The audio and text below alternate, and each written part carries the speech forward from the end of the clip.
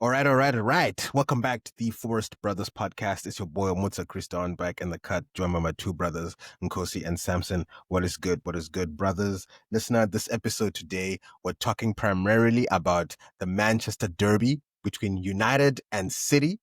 A lot of it is going to be about our boy, our favorite manager in the Premier League, Mr. Ruben Amorim.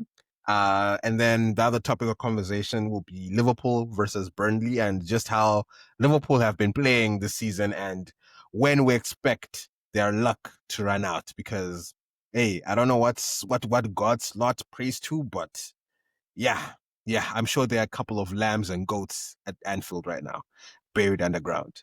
Because the things that be happening there at Anfield, or we can just say it's PG Mobile. We'll see. Anyways, those will be the two main topics of conversation today. But we'll start with the Manchester Derby. If, in case you don't know, City beat United 3-0 at home. It was actually a pretty good game. On City's part for the for the most part. United a couple of good moments, but not really. Just a couple. They improved a lot more when Kobe Mainu came in. I think that's when things actually started happening for them. And Ahmad started playing better as well as when he was shifted to right wing back.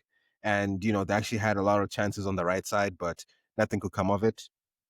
But I want to ask you guys.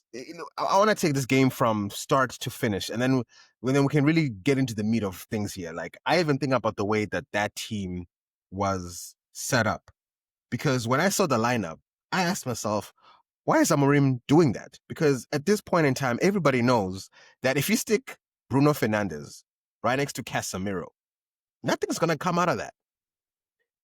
If you're attempting to win a game, you don't start Bruno there. Bruno has to be an attacking player. And if he's playing right next to Casemiro, nothing's going to come of it. So I was wondering why Mainu was on the bench for that game, because let me even like properly tell you how United was lined up. So it was Sesko up front, Diallo on the left, Mbeumo on the right, and then the other was then Dorgu, Fernandez, Ugarte, Mazraoui. Yeah, that was actually my bad. It's Bruno and Ugarte, not Bruno and Casemiro. Casemiro came in though, but it was actually Bruno and Ugarte, which is actually worse than Bruno and Casemiro. I don't know. I don't know how you guys feel about that combo, but I actually feel like Ugarte is worse when he's right next to Bruno. And then Shaw, Delete, and Euro. But and then Bayinder in the goalkeeping. Actually, let me start with you, Mangoro, because I was very surprised that Bayinder got a start when they've just signed a much better keeper. Why do they have him on the bench against Man City and then play Bayinder, who's clearly worse than Onana? So, what rationale do you think there was for that decision? I don't know why you're saying the new keeper is better. You've never heard of this keeper. Let's keep it above. Like you don't know that keeper they signed. And He's been touted as better, or a good keeper at least. I would assume he's better than what they have, but I don't know. but the narrative out there and United have now posted saying that the keeper they signed could potentially like start in November, December. They're gonna ease him in. Like, if you're thinking that you've seen enough of Bayinda, you're still going to see more of him. That's just how it's going to be for the next coming months. That's point number one. Point number two, interestingly enough, Onana, who left United, on debut at Trabzonspor, man of the match, 8.7 out of 10 performance. So Rasmus Højlund scored, not a screamer, but scored a goal on, I think his first or second start at Napoli. So what is the problem is the question we should be asking at this point. I don't know, man. Like when I watched I don't know, like as I told you at the beginning of the season, and I'm not going to repeat myself when it comes to United, what we're seeing now is something that has been there for the last couple of months. And this is just a combination. Like, it's going to get worse before it gets better. On the trajectory they're on, it's going to get worse. And rival fans are there for it. But United fans, I told y'all that it's not better. You beat Burnley and you said you're back. And these are the results. these are what we witnessed this past weekend.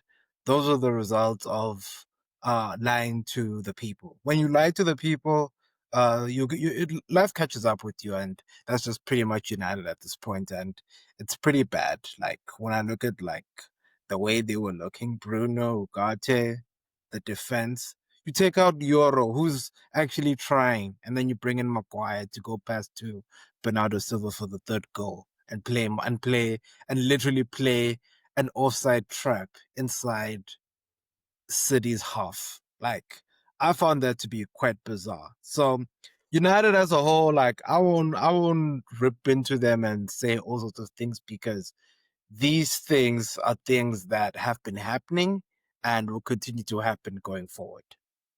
My big question is, Amorim keeps talking about this is the way I play, this is the way I play. You know, he's got a philosophy of sorts. But for me, it's if you've signed a goalkeeper deadline day, you bring him in, you spend money on this guy. Clearly, you know that Onana is not your guy anymore. Bayender is also not necessarily your guy anymore. What rationale? I'm trying to understand Amorim's rationale here. Like, why prioritize Bayender to start and not? You saw what Man City did. Man City bought Donnarumma. First thing they do, they stick him in the net. Like, my guy, you're here. We bought you for a reason. Go play. And we saw the brother make a world class save against Mbuemo's shot. Exactly what they needed. You know that's what they got him for. Edison was not gonna make that save. Maybe he would have, but Donnarumma being there is the best shot stopper in the world right now. You know, we can easily say that. So for me, it's like if you've bought a keeper, I don't know how good he is or bad he is, but you guys have clearly invested in him. Why not start him? That's what I'm just saying. Like, what was the rationale for not starting Lemons? That's what I call him. I call him Lemons. I don't know how whatever his name is pronounced, but You would have Lemons. so if he plays so basically if you throw him into the deep end, think about the pressure. Think about it's his first game and he was on international break. And does he speak English? We don't know if he speaks English or not. Can he communicate with the defense? Does he has he played the system before? And then now, because when you think about it, Muta, if you play him in that game and he performs terribly, like what's going to happen after that? Like like you've literally like the pressure was there. You've put everything on him. The media. Now you're putting him in the deep end against City and Holland and everything. And then all of a sudden, now you can see he's making mistakes left and right. Now it's 6-0. What should happen? And he's making mistakes, like, and it's 6-0. So you're now stuck in a difficult position. Because now, at least with Bayinda, you know that he's going to make mistakes. So at least if you bring in Lemons, as you call him, I don't think that's his name, later down the line, uh, and you ease him in, he's like a better alternative. Even though maybe he'll also make the mistakes that this one's making, at least he'll be better later on. I don't know. I mean, it's somewhat like a double-edged sword, right? And maybe Samson, I'll get your perspective on this because I would think that Man City is the best team actually to put him against because Haaland scores against everybody at the end of the day. Like if Man City score against you, it's not like it's like, yeah, that's what Man City do. They score goals. They've got the best striker in the Premier League. So of course it's gonna happen, you know? And I think everyone will also understand if that's the first game he plays and he concedes 4 goals. I don't think anyone's gonna take it too hard on him because again, then it's a crazier game. The defense, Maguire's your last back line. There are many other people to blame here. I don't think I will go straight to blaming the goalkeeper. Like, yo, man, you had a trash game. So I would have thought that's the best introduction for the boy. And the upside is if he actually did some really good saves, that gives more confidence. Like, you know what? I saw potential. I saw something. So I don't know. For me, that would have been my rationale for starting him. But Samson, maybe you see things. I don't know which way you see things, Samson. Um, well, I'll just start with I don't. I've stopped asking myself what Ruben's rationale is on anything because I don't understand the brother like at all. Like I remember telling you guys as transfer deadline day was approaching, United's window was not finished. You know, they had started the rebuild and just stopped halfway through because they rebuilt the attack, which they didn't really need to do, but they rebuilt the attack. And after you rebuild the attack, the expectation is you let Bruno go because Bruno doesn't fit in your attack anymore.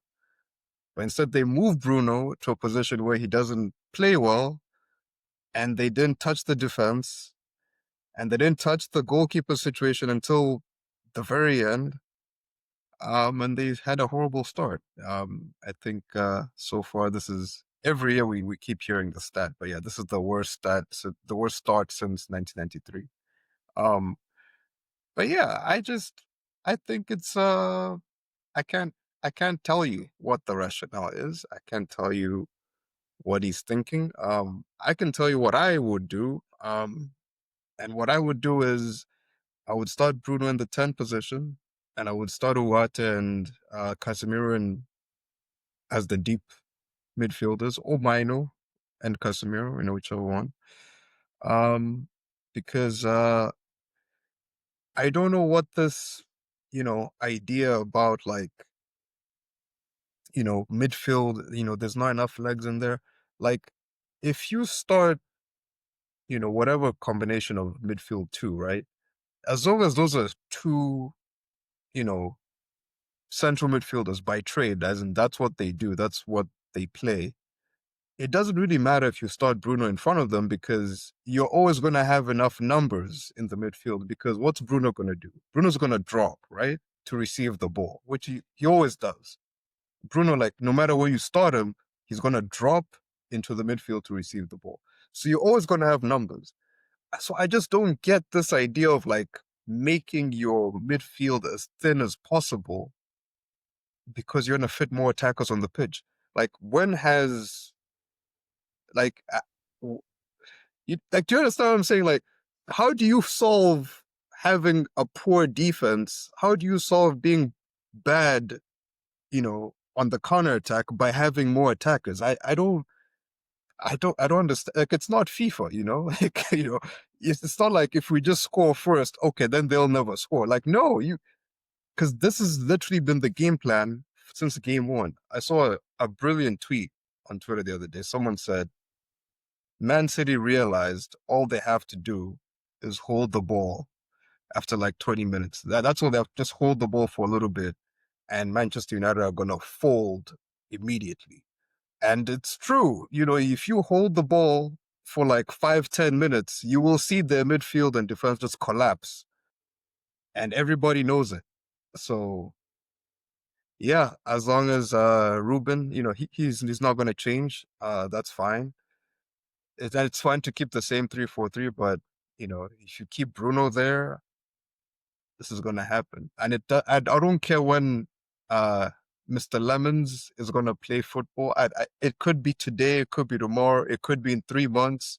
If Bruno is playing in that game next to Casemiro, next to Ugarte, and he's playing a million attackers and Maguire's at the back, Lemons is going to concede a few goals. Like, I'm telling you right now, he's going to concede 4 or 5.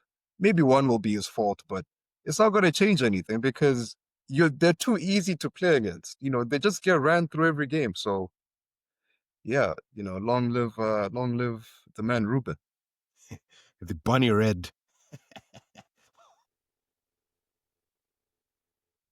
That's Manchester United's new slander name, Bunny Red. They just get ran through. Anyway, because the thing that I've said about United is all bark no bite. Because if I actually look at their stats, Manchester City had 13 shots, United had 12.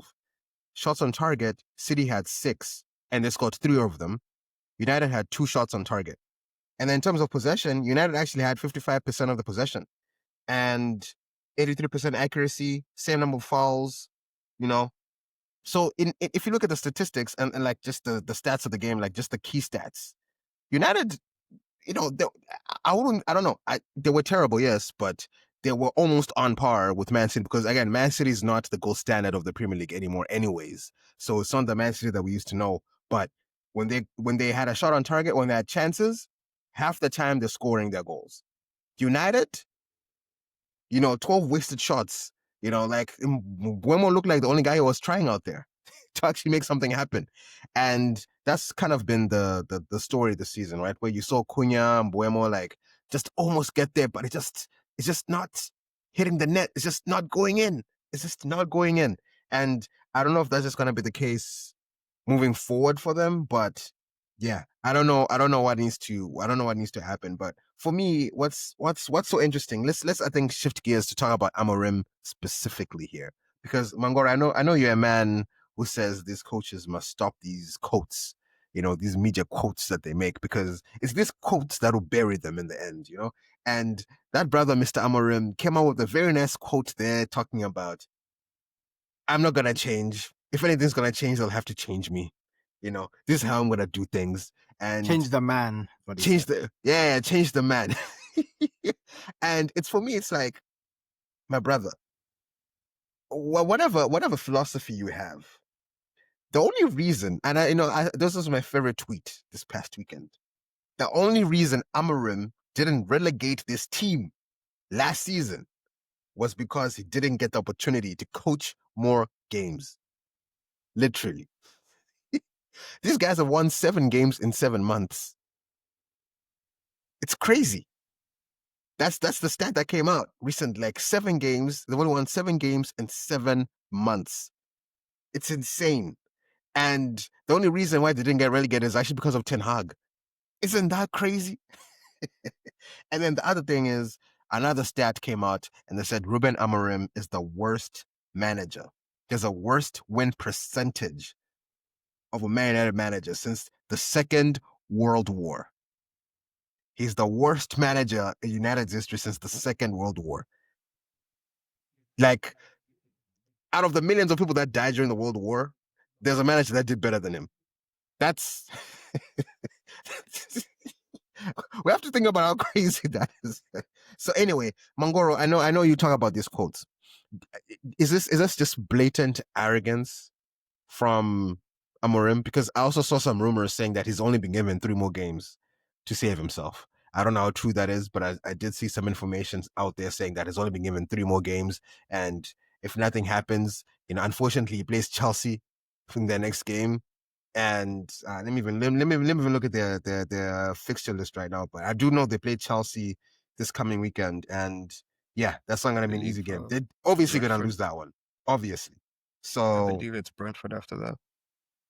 Yeah, so it's Chelsea, Brentford, and then their last one is Sunderland, and then they play Liverpool after Sunderland. So obviously loses against Chelsea. Brentford, I don't see it happening. Unless Mbuemo really turns up that day against his old team, then maybe. Sunderland actually a really good team. Like I don't look like we can't look Sunderland down. Sunderland have actually held their own. So, and then obviously Liverpool after that. And I don't know when the nail in the coffin is, but losing against Liverpool is probably going to be the one that does it. Anyway, Mongoro, I don't want to ramble too much. Should Amorim have this much arrogance, making such quotes? Does this help his case, or is this just is this him trying to just rage bait? Rage bait the owners of United to fire him. I don't know. I would say it's not rage baiting. I think it's just he's set in his ways. I think he's gone down the rabbit hole of I'm not this 3-4-3, this back 3 is something I'm gonna play in.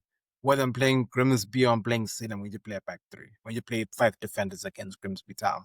Like I think that's already set in stone for him. He's not going to change. I think he's so inflexible at this point that I don't even think he can play another formation. I think for him, it's this formation or nothing, or we don't play. And the players, it's just not working.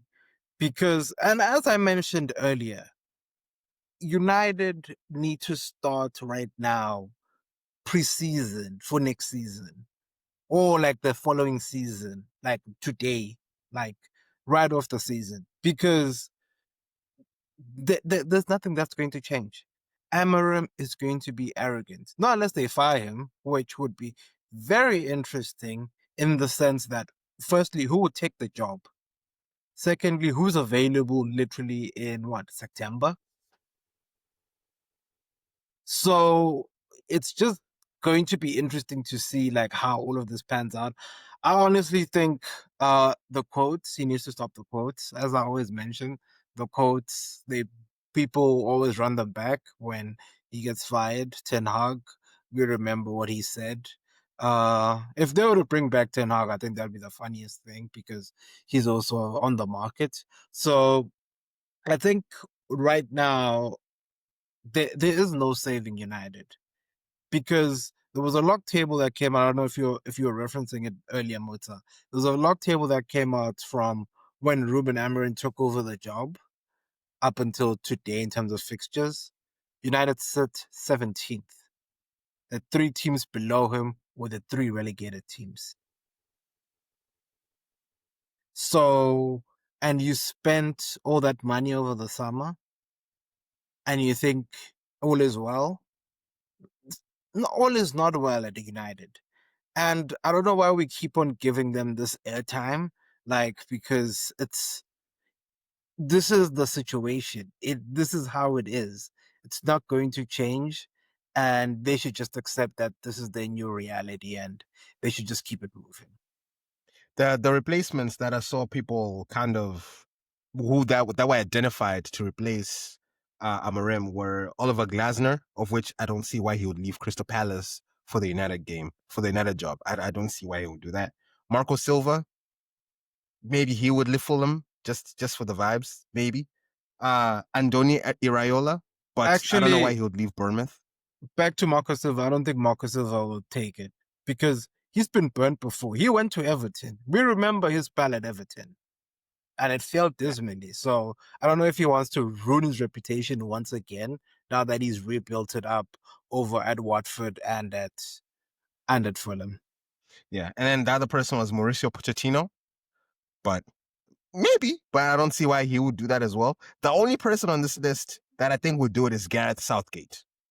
That's the only man that I would see would actually be like, you know what? I can do this job. I can do this job. And you know what? I mean, it would be the funniest thing ever.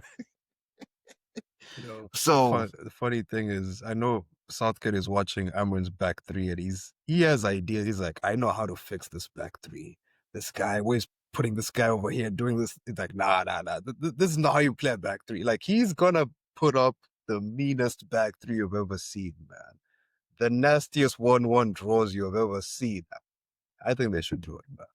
I think they should do it. You know what? Or what they need right now, if they just want to stop the water from leaking, is get your boy Sean Dyche, man. Bring him in. Bring him in the fold. That brother will sort them out straight. This season, we'll see the most haram football, but they'll stop leaking goals. Maybe they'll just draw a bunch of games. If the objective of this season is do not get relegated, Sean Dyche is your man. That's your guy right there. He'll get the job done. He will actually get the job done. Because the way Amorim is going, I don't understand why he's so hard line on this formation. Like, I don't get it. Like, you're a world-class manager. You're supposed to know how to adapt, right? Also, Mourinho is available too, by the way. Mourinho did get fired. So Mourinho is out there as well. He can come back. I don't think he'll do it, but at least they throw a lot of money at him. Because the other thing that I've seen is people are saying, okay, United, clearly the Amorim project is not working. You saw what Leipzig did. They didn't like what they saw with the boy Ten Hag, and they let him go. They're like, you know what? We'd rather be embarrassed as the head than let this team Leverkusen. Yeah, we'd rather be embarrassed and take the L when hiring this guy, but we're not gonna keep him any longer. United, Sir Jim, just take the L. Just take it. Just be like, you know what? We've taken another L with the manager. He's clearly not the person we thought he was. Because the deeper you get into the season, right now they're sitting at 14th or 15th. It's only going to get worse from here. Like we just said, they face Chelsea, Brentford, Liverpool. By the time it's December, these guys will be sitting 18th or 19th. Their only saving grace is that West Ham and Wolves are playing way worse than they are. That's the only saving grace. That's it. That's it. But I don't know, man. The boy Ruben, I don't know. I don't know what more to say about him. Like you said, I saw some other yesterday. I think he joined some Twitter space using a burner account. So people are saying it's him. I don't know whether it's him or not, but I wouldn't be surprised. You know, this thing with Ruben, again, there's another quote from him, which I think it made me laugh because I know it pained a lot of United fans, and the quote was, I just want I want the United fans to know no one is suffering more than me. I was like, oh my days, bro. This guy. And I love that quote because like it reminded me just how much of a charmed life you can live when you're a terrible manager. Because apparently, if this guy gets fired within a year of him being hired, he gets 12 million British pounds. Just out the gate, just 12 million. Boom, there you go.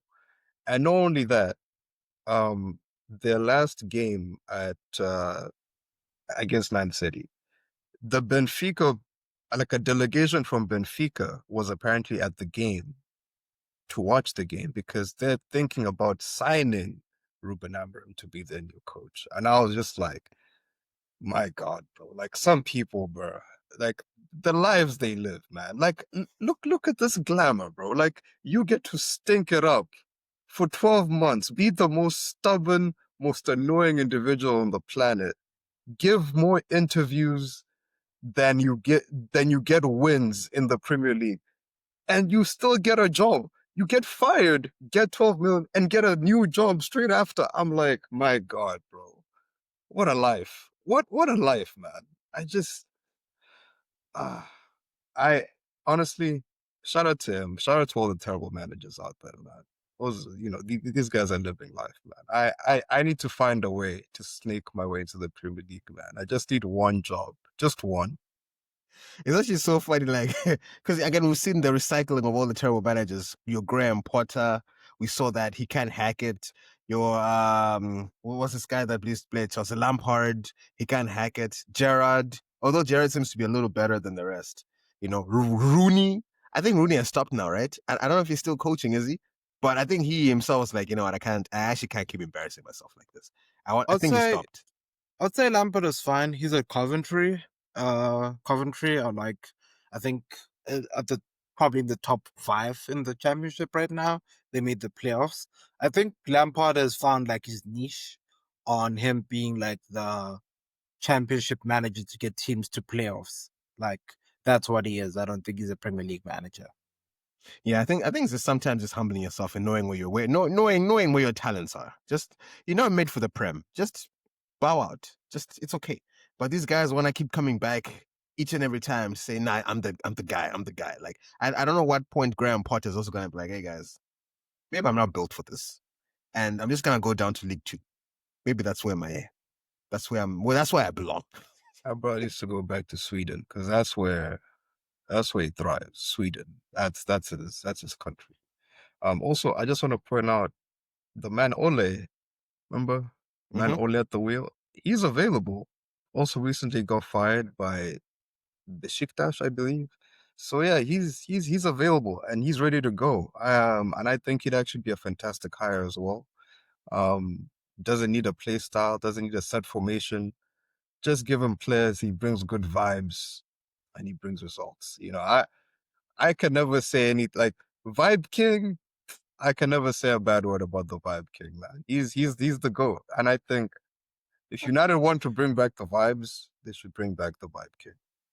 Honestly, yeah, I think Ole probably is the best person to, if they want a bit more of an edgy season. Ole, if they really want to play it safe, bring in Southgate.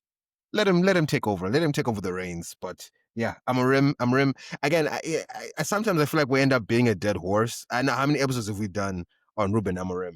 I think for me the final nail in the coffin was that loss to Grimsby.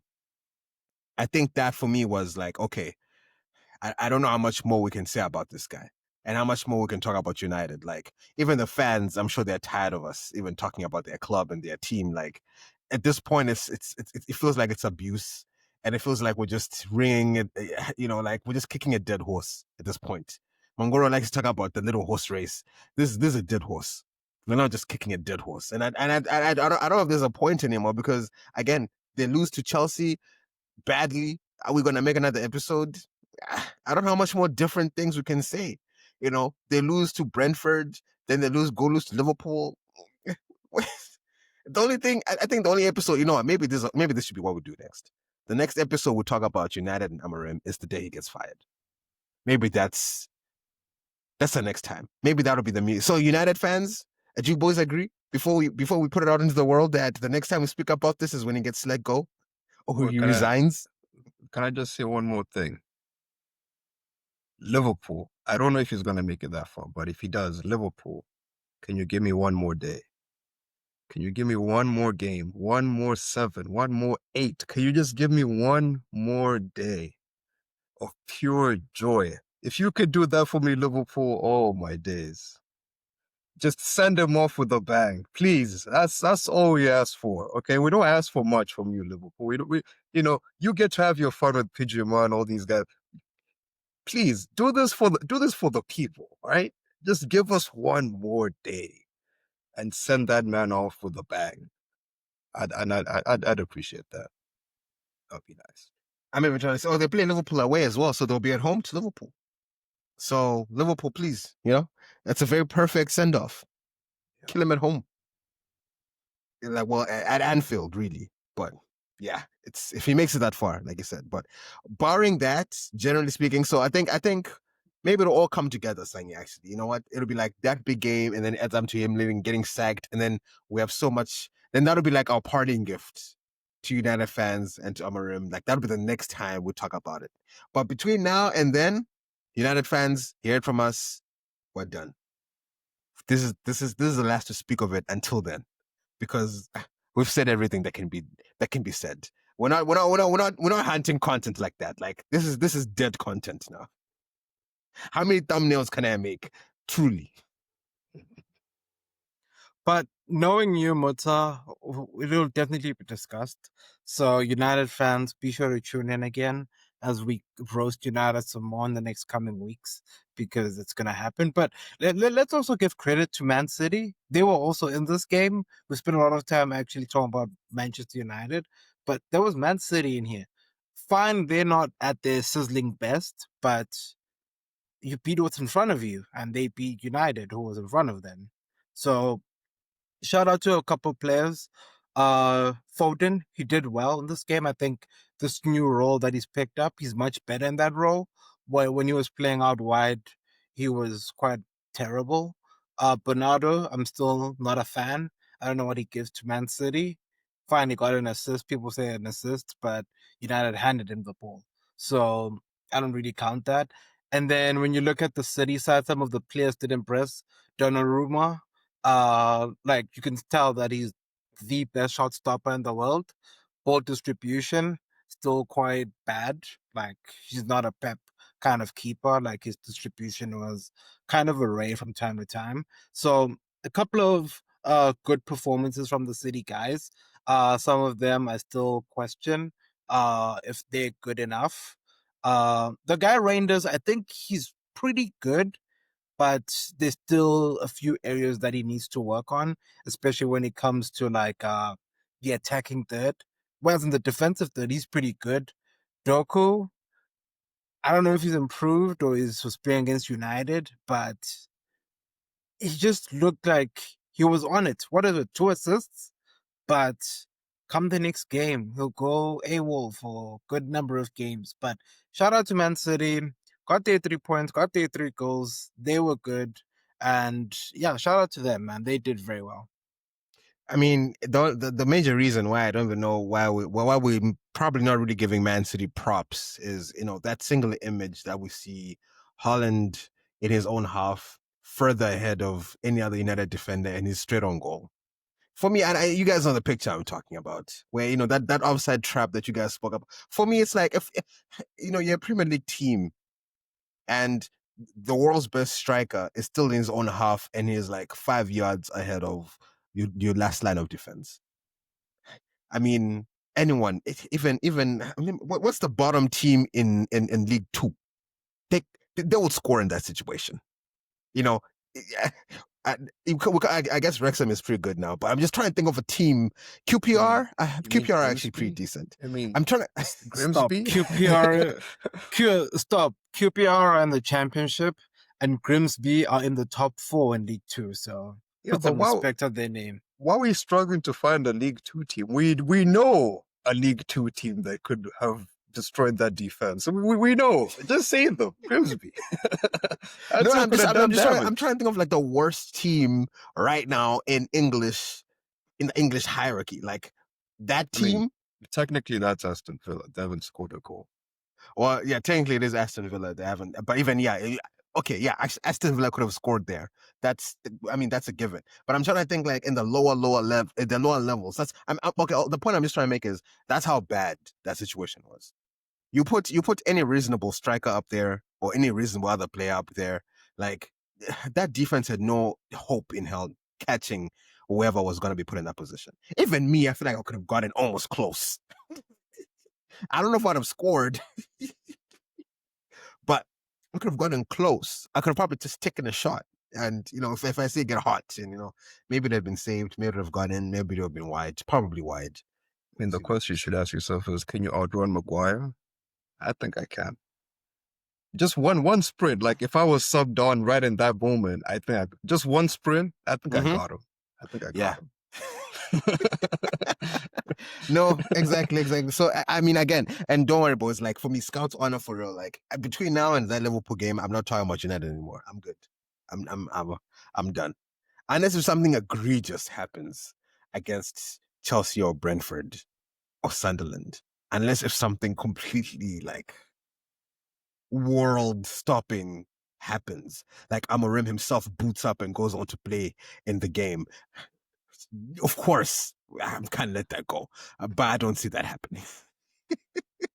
So anyway, let's shift gears to the Liverpool Burnley game.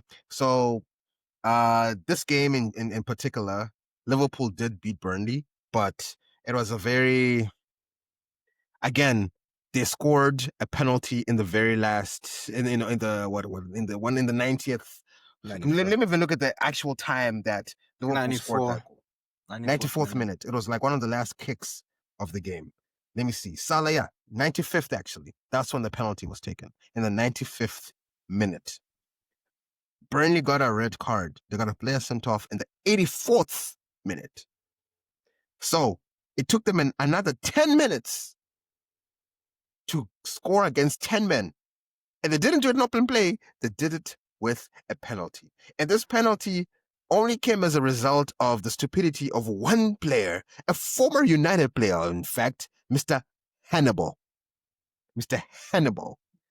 I don't know what money just got deposited into his account, because for me, there needs to be an investigation here. There actually needs to be an investigation, because no player in their right state of mind puts their elbow and their arm up in that position at that time, knowing the possible ramifications that could come. If he wasn't even there, I still don't think Liverpool would have scored in that situation. Like if he didn't exist at all, I don't think Liverpool scored in that situation. But obviously he did the one thing that no one was ever gonna do. He put his arm up. It's not even like the ball was coming to his face. That's what I don't get as well. It's not like he was trying to protect. He's like, oh no. Like his face was looking there, and then he's like, nah. Penalty. Didn't even fight it. He just put his hands in his I'm sure he was smiling under the 20,000 pounds. It hurts. But again, Liverpool, and the funny thing, so many people, especially my group chat, called it. They're like, the way this game is going, the ref has warned Burnley that he's gonna give a penalty at some point. You could tell. Like people were just like, I don't even know why we're watching this. Obviously, Liverpool are sticking this up to win at the end, and then of course they did it. But for me, and again, this happened. Just thinking about looking at their last few games, they've been doing this. I think in the last out of the 4 Premier League games that they've played, they've done this in 3 of them. Like if I look at the actual games, so Liverpool Arsenal, they only scored a free kick. A screamer from Soboslai, sure. Newcastle, they just beat Newcastle towards the end in the dying minutes. The only convincing win was against Bournemouth, and that was the first game of the season. That I can say was the only convincing win. But again, Bournemouth did look good. They did look good in that game. So, I don't know, Samson. What do you see from Liverpool's performances lately? Like, because again, the last thing I will say is we've seen their record signing Verts. We didn't see Isak. He was left out, sure. But Verts was out there. Nothing again from him. Salah was out there. Again, I didn't see a single thing from him all game. Apparently, Burnley played a low block. It was a pretty successful one too. If it wasn't for Hannibal, they would have definitely drawn that game. But again, the PGMOL did absolutely everything in their power to make sure that, you know, Liverpool win that game. Some people were saying that the guy who got a red card should have gotten, because that was a second yellow, should have gotten a straight red for his tackle on, I believe it was McAllister. Some Liverpool fans have said, oh, that should have been a straight red anyway. But also, Bradley should have also gotten a red card for his tackle on another Burnley player. But, you only got a yellow. So, I don't know. But anyway, let me take it over to you, Samson. What are your interpretations of that game and how Liverpool are doing this season? Yeah, I don't know. I think, and Liverpool fans might think this is salty or this is, whatever it is, but I honestly think it's the sort of thing it's good that you're getting points. You can never say no to 3 points, no matter how it comes. I think it's just a little worrying that, if you look at, I don't think any of their key goals that have won them the games have come, before the 80th minute. I think in every single game, the key goal that ended up deciding the game for them came after 80 minutes. And, you know, that's just, it's not really reliable. It's not really like something, because you're an attacking team, it's not like you're some bottom feeder, defending. Like, defense isn't even like in your DNA, really. Most of your games, if you're Liverpool, are high intensity, high action, excitement type of games.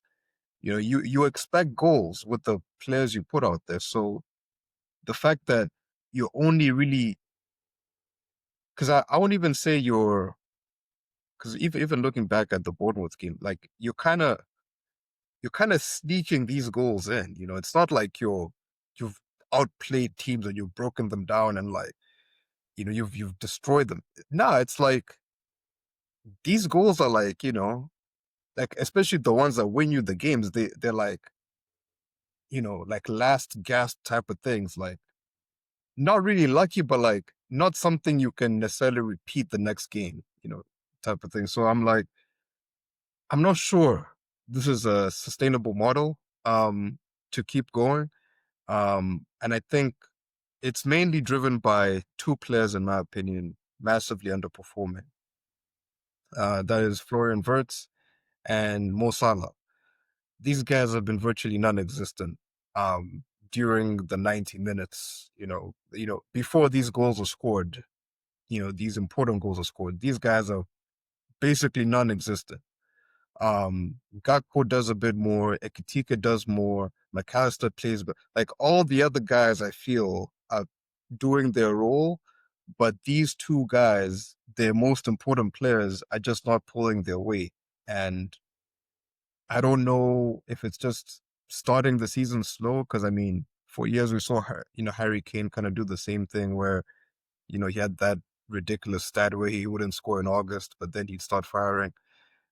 Maybe it's like that. Maybe they just need time. But yeah, I mean, I think obviously if you're a Liverpool fan, you're happy, you're top of the league, but you are a little bit concerned because it's like, why is it why is it so hard for us to score goals? Like we have such an attacking team. We spent all this money. Like, why are we struggling this much to just get one? So yeah, I think that'd be my concern if I was a Liverpool fan. Yeah, Mangoro, what's your analysis of Liverpool right now? Like maybe with Isak now in the fold, all these lucky whatevers stop happening, and Isak is the guy that was the final piece that was missing in the puzzle, and now that he's there and he's gonna start playing, things turn up for them? Or do you kind of see this as I don't know what else it could be, or is it just that Liverpool again? We even said this last season, right? Where like Liverpool only won the league because one, they had a very big helping hand, and two, everyone else around them was also like figuring they was also going through their own stuff, right? But and then I saw some stat that was saying like Liverpool got from the 11 penalties that they got, or the added extra penalties that they got. That's how they got the 11 points over Arsenal, right? Like I saw something about that, and just like how Liverpool literally at this stage have, I think Mo Salah has scored more penalties in the Premier League than Everton has in their history, something like that. Like that's the stat right there. That Mo Salah, like last season, we talked about all the penalties he scored, and then now he's already scored 2 more penalties. This, and, shamelessly, he'll still celebrate the penalty as if he's been cooking all game against Burnley of all teams. Like, have some shame, man. Like, come on. Anyway, Mangoro, does Isak's presence now kind of take away any of these lackluster games and lack of scoring performance that we've seen from Liverpool, or do you expect to see the same thing even with Isak on the pitch? I would say, firstly, they have to figure out where they fit Isak in, because they had a striker who was playing. Do you now put the striker who's been playing since preseason on the bench for your new shiny toy? How's that going to be in the dressing room? Do you now play someone out of position? What about the other guys who are playing, like Verts or Gakpo? How does that affect that camaraderie there? So it's going to be interesting to see. I think with what's been happening, like these last minute comeback wins and things like that, I think for the most part, it's going to continue. Like the just signing one player doesn't solve all your problems. I think there's definitely more that needs to be done. And for them, they honestly need to sort out their defense. Their defense is literally just not strong enough to compete. I understand you can always push the notion of we'll outscore the opposition. But one thing we have to remember is that attackers win you games, defense wins you titles. But maybe that isn't actually as true as we would think, given that Arsenal do always have the best defense, but seems like they don't win titles. Maybe Samson can shed some light on that one. But Don't in win all games. honesty, oh, go ahead. We don't win games. Okay. So, in all honesty, I think it's definitely going to continue. They need to look at what exactly is happening, because now with Champions League coming around the corner, they need to definitely look at actually how they're going to integrate Isak into the team, because against Burnley, like we can safely say will get relegated. And if this is how you're playing against them, you should certainly be concerned. How you played against 10 men of Newcastle, and as you mentioned, how you scraped past Bournemouth on opening night, like, and a free kick against Arsenal, which the keeper, still in my opinion, I still believe he should have saved. Like, I understand it's the beginning of the season, but these are things they should definitely be looking at. Fine, they'll have the argument and say that champions know how to win games, but it shouldn't be every week like that. You should be expecting this. I don't know if in November, December, these are things you're going to be doing, or it's even possible to continue doing these things. So it's just going to be very interesting how all of this pans out for Liverpool. I am very concerned about them, especially like how they're playing right now, and in the next coming months as the fixtures pile up, will they be able to churn out these 94th minute winners? I don't know if that would be even possible at that point. Yeah, I was gonna say propaganda is also a very real thing, because what I found fascinating was when United got a penalty against Burnley in their game and won the game, people were talking about, United, man, come on, like you had to do this against Burnley. You guys are deplorable, man. Like, what are you guys doing? What are you guys doing, man? This is Burnley. You should be like killing these guys. When Liverpool do it, oh, the mark of a champion. Oh, the best of they always pull it out of the hat. Oh, I think I even saw some picture where they're talking about Florian Wirtz, and they didn't give the statistics they gave was just how fast he runs off the ball, or something like some stat that doesn't matter at all. So I'm just like, so it's also like, it's very, very interesting watching the propaganda of how other teams who did the exact same thing are treated versus how Liverpool, when they did the exact same thing, are still heralded as, ah, wow, creme de la creme. Wow.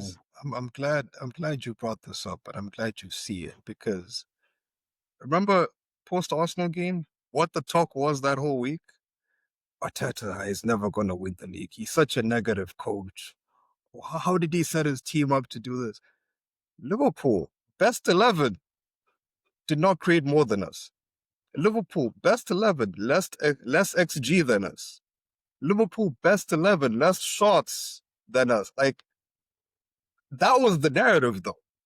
So I'm just like, there's a whole propaganda machine behind these brothers, man. There's a whole industry behind them.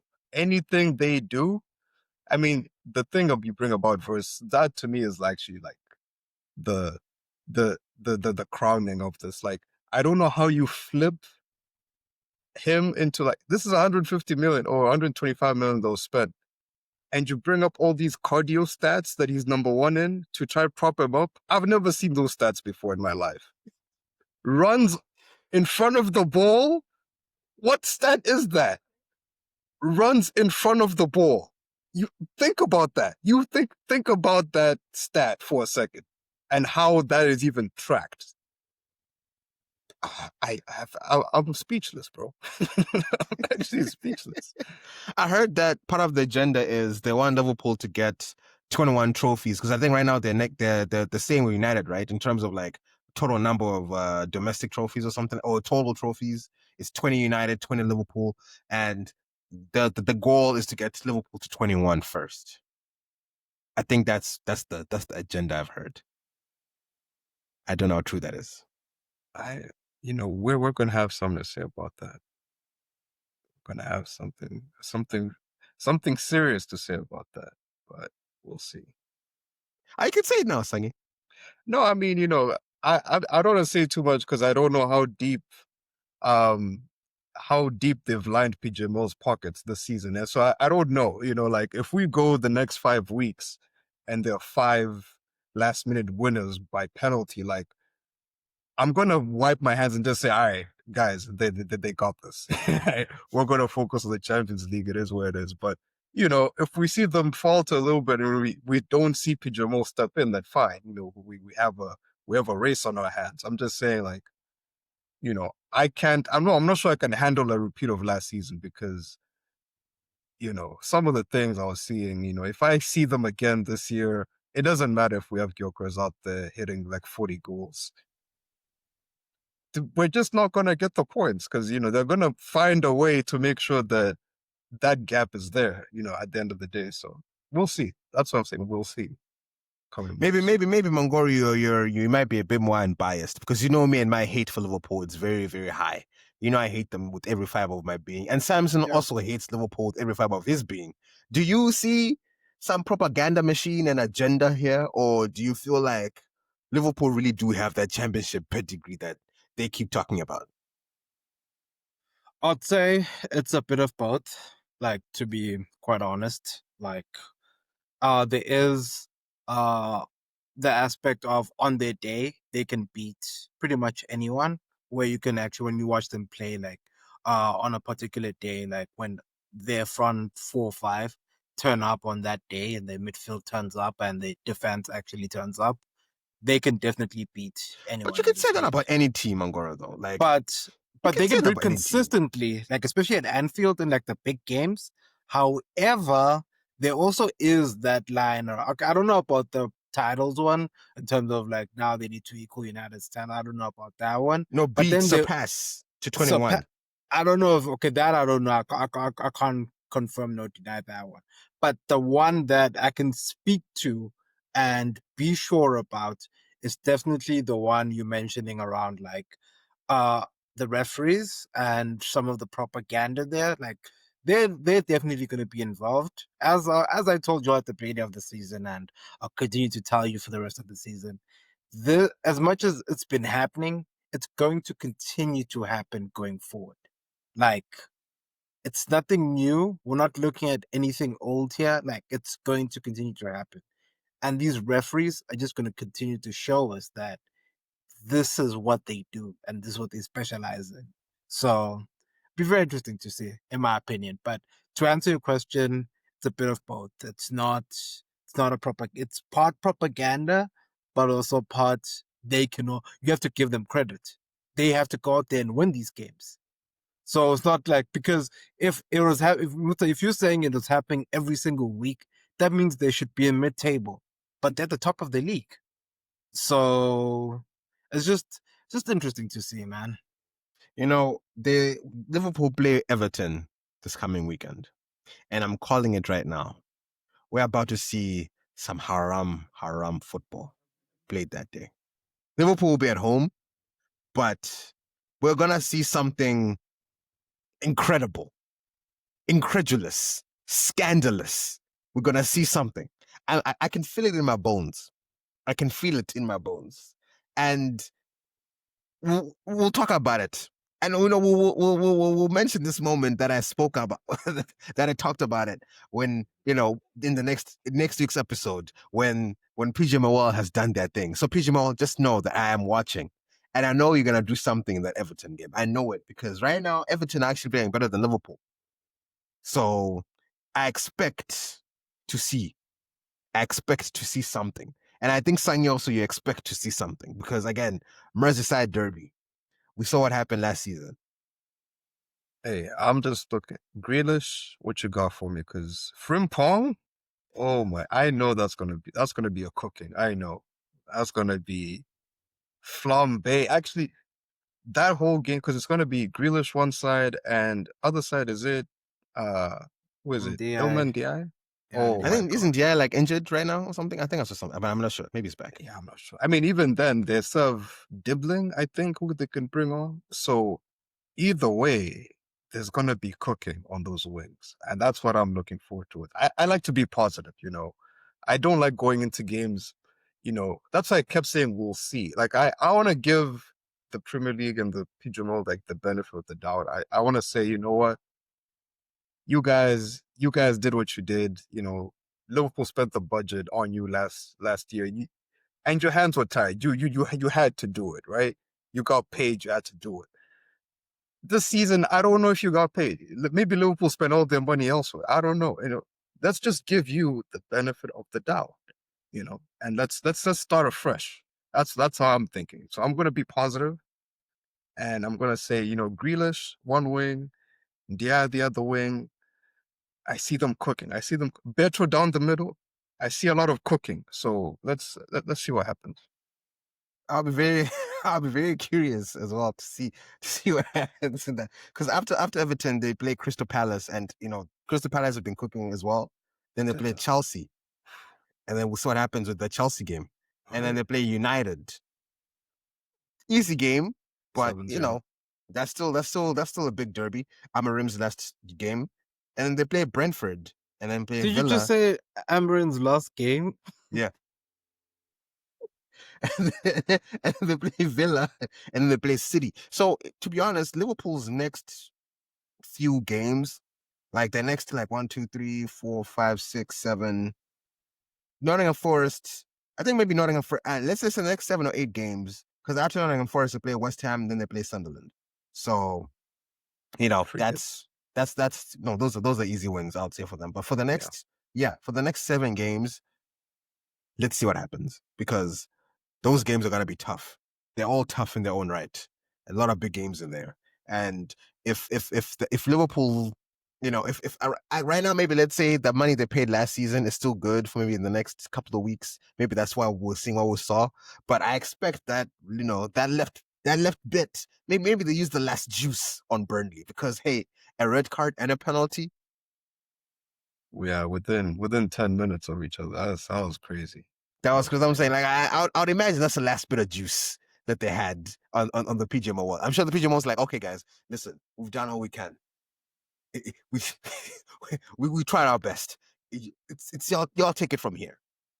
Thanks, and then we believe in you. We've set you up well. 4 wins, 4 games. Let's see. Actually, you know what? I'm curious to see how they play in the Champions League game against Atletico Madrid. I want to see how that game plays out. Let me And see. people talk about Slot having some juju on him. Guess who's not playing tomorrow?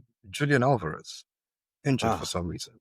So, brother, I don't know what he'd be doing, before these games, but he's got something going on there, man. Need to investigate him. and I think Liverpool at home, from what it looks like. Yeah. So I don't know. We'll have to see. We'll have to see. We'll have to see what happens. I do hope Atletico show all the cracks. But again, as you said, Sangi, Slot. I know there are a couple of lambs, a couple of goats, maybe a horse that are buried somewhere on the Anfield ground. That took place. If any farm is missing some animals in the last 7-8 months, I know where they are. Go to Anfield. They were sacrificed. But I don't know, gents. I think that's it on the two big topics. And yeah, listen, I think that's pretty much it. Now, please do remember to subscribe and comment. I mean, again, Liverpool fans, non-Liverpool fans, Amorim fans, non-Amorim fans.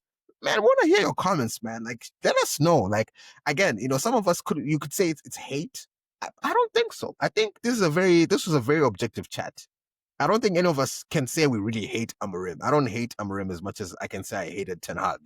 With Amorim, it's more like, my guy, you're laying it up for us. And then with Yeah. Liverpool, the evidence is there. We've all seen it at this point. Like, we've seen it. They love greasing hands and giving envelopes. I'll never forget Van Dijk. I was thinking about how he likes to go into the referee rooms before a game starts. What other player does that? Bro, you see, at this point, again, we bring up the propaganda. That was reported by a news organization like it's normal. Like, that's just what everybody does. That's crazy to me, man. That is so crazy. Like, what? He does this and they're proud of it? Like, they're proud to just tell us? Oh, man. Come on, man. Come on. Now we Come need on. to keep a running list. We need to keep a Man. running list of these egregious offenses, because it's like they're putting it all, they're throwing it in our face as if people are not gonna be like, if we saw Bruno Fernandes in the referee's box, people would have things to say. I think they would have put him in cuffs before the game started, man. Sent him back to Portugal. I'm just being real with you. Yeah, hey man, I don't know, but we'll see. Anyway, gents, any other last words here before we close off? Mangoro, anything? Nothing much to say besides the fact that the Premier League, it's, I don't know, it hasn't kicked off in my opinion. I think maybe it's because it was international break, and players just came back. Hopefully, we'll see more games, more good games. United, no comment. City still needs to improve. Liverpool needs to improve. Arsenal needs to improve. Chelsea needs to improve. And Spurs, no comment. So it is what it is, listener. So yeah, that's all I have to say today. Also, I want to just point out, we're gonna have again more international breaks. I believe there's one more coming in October, and then another one again in November or something like that, or December. So we've already seen how this last game week, like if it wasn't for the derby, I don't know, it was a pretty boring game week. I don't know. It's just been such a slow start. I think we saw a lot of 0-0s, a lot of 1-0s. Like, I don't know I mean, a lot of players are getting injured as well again. Like, I mean, I don't know, man. But they need to figure this thing out, because we're starting to watch a lot of boring football. And, that's how Liverpool can get away from these little 1-0 wins at the end, in the 95th minute, because at the end of the day, it's just a lot of lackluster, boring football. Like, they're starting to lose me, but hopefully they pick it up. Sanyi, over to you. Shout out Blueco. It was a pleasure doing business with y'all. The man Noni, I feel like we're underpaid, and I'm very grateful for that deal. Shout out Valencia as well. We straight up robbed those guys, man. That's gonna be a case in a couple years. They're gonna put us on trial for robbery there. So shout out Valencia, shout out Blueco. Pleasure doing business with Provide you guys. context for the listeners, Mr. Sampson. I mean, the context is we have two very, very, very good players that look that, they're worth every bit that was spent on them in Noni Madueke and Christian Mosquera. The right Mosquera. There's another Mosquera, loitering around in the Premier League. Not him, not him. This other one, he's the real deal. He is the real deal. So yeah, shout out to those two organizations. Great doing business with you. Chelsea, I believe we might be on the phone in a couple months to talk about Estaval, maybe. We'll see. We'll see how that goes, but we'll talk. And We'll talk. We'll talk. Axel Dizazi and Raheem Sterling. You can No, round two. no, We no, can no, no. we can we can have another call there. We're good. We're good. I saw some post where Sterling posted like, "Oh, training session." It looked like it was in some park. It's like, man, you guys have done Sterling so dirty, man. Like, why treat a legend like that? Why?